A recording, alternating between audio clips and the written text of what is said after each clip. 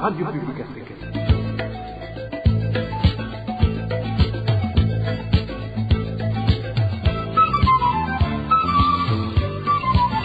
Radio Publique Africaine.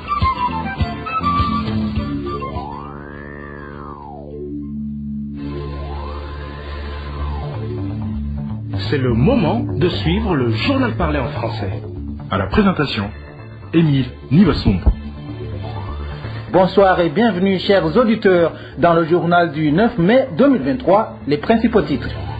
La zone Gatumba envahie de plus en plus par les inondations qui atteignent même les sites des déplacés. Les détails à suivre tout à l'heure. Ils n'ont pas reçu de pré-bourse depuis 6 mois. Les étudiants de Bac 3 à l'Université du Burundi évoquent des promesses non tenues. Vous suivrez un témoignage dans ce journal. Au cours de cette édition, nous vous parlerons aussi des députés tanzaniens qui s'insurgent contre la suspension périodique de la pêche dans 4 pays riverains du lac Tanganyika. Voilà pour le sommaire. Le développement des titres, c'est tout de suite.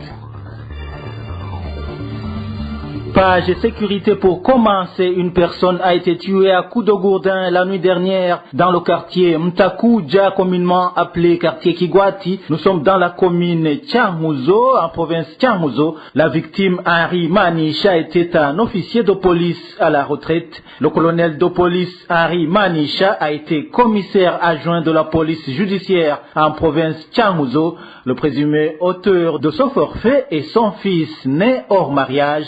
Selon des sources policières, ce jeune homme a été arrêté. Henri Manisha laisse derrière lui 9 enfants et une veuve. Toujours en page sécurité, un cadavre d'une femme a été découvert ce dimanche sur la route qui mène vers Kowero. C'est sur la colline Ruhivi, en commune et province Muyinga. La victime a été identifiée comme Marie-Rose et son corps a été découvert non loin de son domicile. Selon les sources sur place, elle aurait été tuée à coups de bâton par son mari dans la nuit de samedi. C'est ce même homme prénommé Bukuru qui aurait tenté de se débarrasser du corps en allant le jeter dans la rue. Bukuru et sa mère ont été arrêtés et ils sont actuellement incarcérés au cachot de la commune Muyinga. Les voisins s'inquiètent de l'éventuelle libération de cet homme et demandent déjà à la justice de faire son travail. Suivez ce témoignage de l'un de ses voisins. Ce crime a été commis dans la nuit de samedi vers dimanche. Un homme Dino de Bukuru a tué sa femme après d'intenses disputes. Il a accusé de commettre l'adultère jusqu'à affirmer que le troisième enfant de la famille n'est pas le sien. La belle-mère de la victime l'accusait elle aussi. Ils disputaient souvent. Mais cette nuit-là, son mari l'a battu à mort. Le corps de la victime était allongé au milieu de la route macadamisée de Kobe. Son meurtre a mis en colère toute la famille de la victime. Ils étaient également mariés.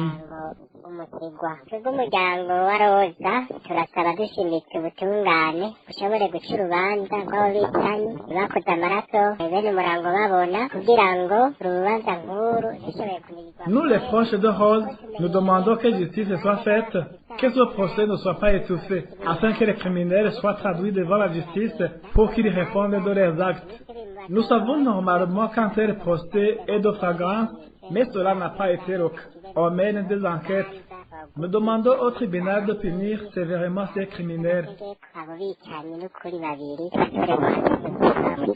Je vous le disais en titre, les inondations gagnent du terrain à Gatumba. Selon la population, les eaux auraient déjà occupé plus de 90% de l'étendue de cette zone située en commune Mutimbuzi de la province Bujumbura. Certains sites de déplacés ont également été envahis par les eaux. Le point avec Eric Nionzima. Une fois en zone Gatumba, c'est la stupéfaction. Petit à petit, la zone se transforme en un lac. Il serait difficile de convaincre à quelqu'un qui n'avait visité la zone auparavant que la zone a connu un jour de terre sèche. La situation est d'autant plus grave que même les sites dans lesquels étaient installés aux réfugiés sont à leur tour inondés. La population commence encore une fois à prendre fuite pour aller chercher un endroit plus sûr. Les sites les plus touchés sont entre autres Kinyaïde, de même qu'un autre nouveau site, le site appelé Kazalo. Cet habitat de la zone Gatumba fait savoir que ces sites ont été inondé depuis vendredi.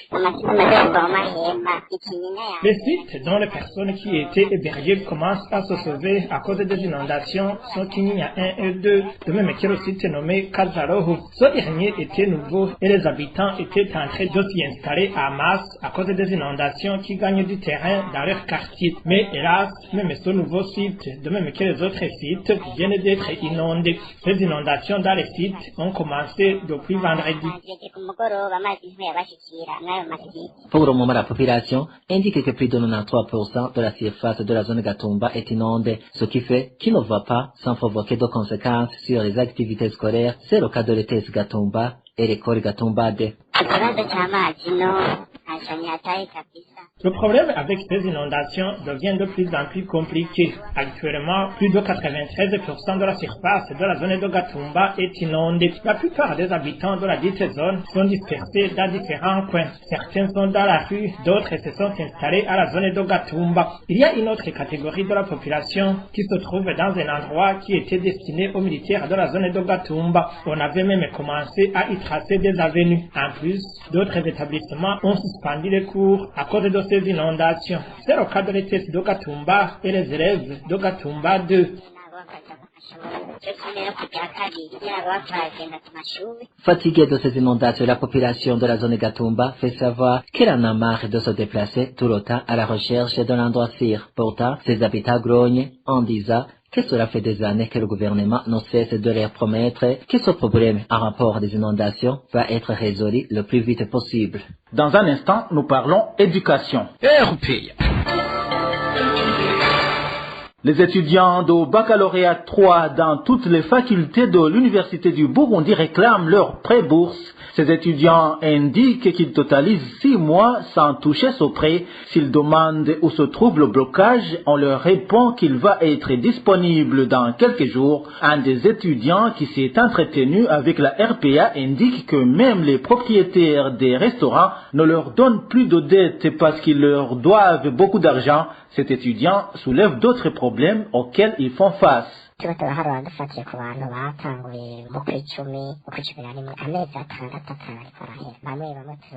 Considérant que certains étudiants ont commencé l'année académique au mois d'octobre, il y a des étudiants qui sont déjà dans les examens de fin d'année et n'ont jamais touché aucune tranche de pré-bourse. Ce qui est choquant, c'est que les délégués de classe nous donnent chaque fois des promesses comme quoi l'argent sera disponible demain ou après-demain. Mais cela s'avère que ce sont des promesses en l'air car voilà qu'un mois vient de se terminer sans rien toucher. Actuellement, la vie d'un étudiant est en certains cas, s'il mange aujourd'hui, ce n'est pas garanti que demain il aura de quoi mettre sous l'eau dents. Pour ceux qui vivent au campus, il y a un restaurant qui est à l'entrée du campus côté Nyakabiga. Le propriétaire avait l'habitude d'aider les étudiants en les laissant manger à crédit pour payer à la fin du mois. Mais lui aussi a arrêté car ça fait beaucoup de mois qu'il n'est pas payé. Il veut être payé d'abord. Si tu n'as pas alors quelqu'un pour te dépanner, tu ne manges pas. Certains étudiants choisissent de retourner chez eux. Pour ceux qui ont du travail dans le jardinage, ils vont travailler mais ils ne vont à l'école que rarement. C'est pourquoi d'ailleurs dans le bac 3, les classes sont toujours à moitié vides. Les professeurs qui ne sont donc pas au courant de la situation le prennent mal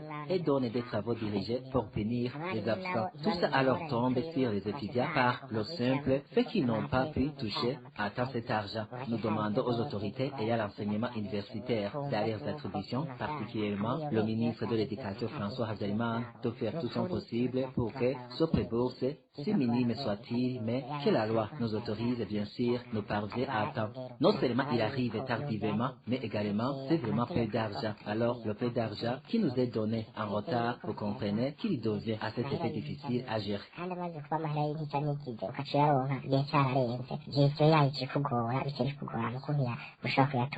Toujours en page éducation, les parents et enseignants de la province Gitega dénoncent la politique de 2 poids 2 mesures observée lors des sanctions données aux auteurs des fraudes et au sein du personnel dans le secteur de l'éducation. Selon eux, certains fautifs sont sanctionnés au moment où d'autres sont plutôt promus. Danny Claire Iratroumva nous en dit plus. Ces enseignants et parents disent ne pas comprendre ce qui se passe dans le domaine de l'éducation en province de Gitega, au moment où les sanctions prises à l'endroit des auteurs des infractions ciblent certaines gens. Ici, il donne l'exemple d'un enseignant du nom d'Elias Ngendakumana, démis de ses fonctions l'année dernière pour fraude des examens qu'il a donnés à certains élèves de son établissement, le lycée Sacré-Cœur, situé dans le quartier d'Iowa, dans la ville de Gitega. Une année avant, le conseiller pédagogique au sein de la direction de l'éducation en commune de Gitega, le nommé Constantin Dayavugwa, a été attrapé pour vol d'examen qu'il a donné à une fille de cette école résidant dans ce quartier de Iowa.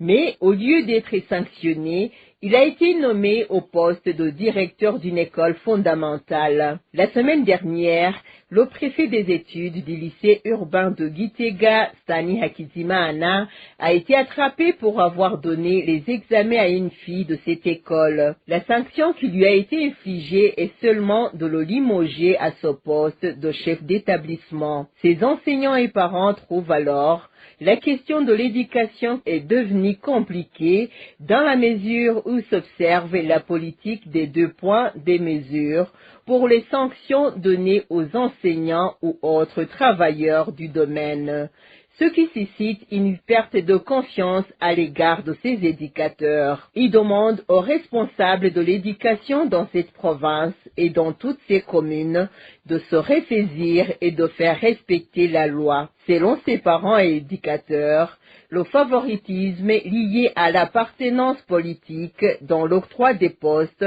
serait la cause de cette impunité observée chez les uns et les autres parmi certains enseignants et responsables dans ce domaine éducatif. Dans un instant, nous parlons gouvernance. RP. 3 militantes du parti CNL ont été libérées hier dans la commune et province Gitega après 3 jours de détention dans les cachots du commissariat provincial de la police. Clavera Nakarutimana, Adeline Ouizerimana ainsi que Hadegonde Ndaruzanie avaient été arrêtés le vendredi dernier sur ordre de l'administrateur communal de Gitega, Jacques Ndouimana. Ces femmes avaient été accusées d'avoir dénoncé la famine qui sévit dans le pays. C'était à travers leurs chansons scandées lors de la visite du président du CNL Agathon Gwassa effectuée en province Gitega en date du 16 avril dernier. Pour clore cette édition, rendons-nous en Tanzanie où les députés rejettent la mesure de suspension des activités de pêche sur le lac Tanganyika pour une durée de 3 mois. Ils exigent que le gouvernement dévoile d'abord ce qu'il compte faire pour les populations qui dépendent de la pêche sur ce lac. Plus de détails avec Elvis Nyomongere. Lorsqu'on consulte le site d'information de l'Assemblée nationale de la République démocratique du Congo, on trouve que ce pays a refusé la fermeture du lac Tanganyika aux pêcheurs. En tant que représentants du peuple de la République unie de la Tanzanie, nous protestons nous aussi cette fermeture du lac Tanganyika. C'est un des représentants du peuple de l'Assemblée législative tanzanienne. Dans sa session de la semaine dernière, le député était en train d'appuyer sa conseillère Sylvia Francis Sigula qui présentait ses inquiétudes quant aux conséquences sur la population de la mesure de la fermeture du lac Tanganyika pour une durée de 3 mois. Pour la députée Sylvia Francis Sigula, il n'est pas question que l'Assemblée nationale tanzanienne cautionne la mesure tant qu'un alternatif pour la population qui vit au départ de ce lac ne soit pas dévoilé. Nous, en tant que représentants de la population tanzanienne, surtout celle qui habite sur les rives du lac Tanganyika, nous refusons la fermeture de ce lac aux pêcheurs. On ne peut pas accepter cette fermeture aussi longtemps que le ministre officiel ne nous explique comment cette population qui vit des activités de pêche aura de quoi vivre durant les 3 mois de fermeture du lac. Monsieur le ministre, il te faudra beaucoup à nous expliquer comment les pêcheurs et toutes ces populations qui vivent des produits de la pêche pourront survivre pendant les 3 mois de suspension des activités dans le lac. Comme ça, on pourra tenir cette mesure. Cet député trouve d'ailleurs incompréhensible que les députés n'en soient pas informés à quelques 8 jours avant la mise en application de la dite mesure. Les habitants de la province de Kigoma, Rukwa et Katavi vivent à 90% des activités de pêche dans le lac Tanganyika. Cependant, nous déplorons l'attitude de notre gouvernement qui fait semblant de ne pas connaître l'importance de ce lac à l'endroit de sa population.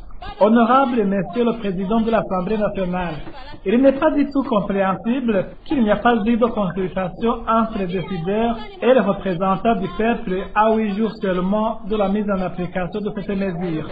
Ce n'est pas du tout normal que les concernés de cette mesure n'ont jamais été consultés à 8 jours seulement de sa mise en application.